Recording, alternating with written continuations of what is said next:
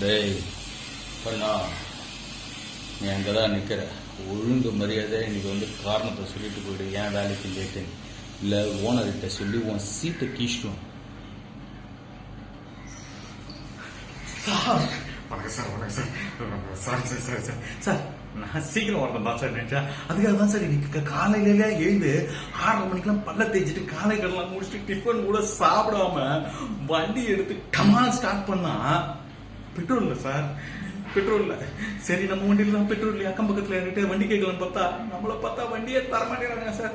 சரி இப்படியே சைக்கிளாவது இருக்குது, சைக்கிள் எடுத்துட்டு போகலான்னு பார்த்தா சைக்கிள் பஞ்சராக இருக்குது. ஆனால் இது என்னடா சத்திய சோதனை நினச்சி நான் அப்படியே நின்று போது நமக்கு தெரிஞ்ச அண்ணன் ஒருத்தர் வந்தார் சார். அவர் கூட அப்படியே வந்து பார்த்தீங்கன்னா லிஃப்ட் அடிச்சு நான் அப்படியே பெட்ரோல் பங்க் வரைக்கும் வண்டி எடுத்துன்னு வந்துட்டேன் சார்.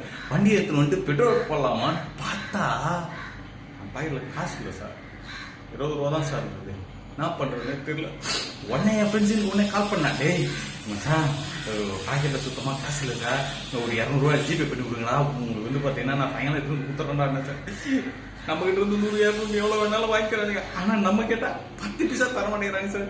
என்ன பண்ணுறது தெரியாமல் யோசிச்சுன்னு நிற்கும் போது நம்ம பெட்ரோல் பங்கில் நம்ம என்ன கன்சாமி என்ன இருந்தாரு, அவர்கிட்ட சாயம் தந்துடுறேண்ணே அப்படின்னு சொல்லிட்டு பெட்ரோலை போட்டுன்னு ஊதி டிராஃபிக்லாம் தாண்டி வந்து பார்த்தா லேட் ஆச்சு சார். இன்னைக்கும் சார் சத்தியமா நான் வந்து சீக்கிரம் வந்துடுறேன் சார்.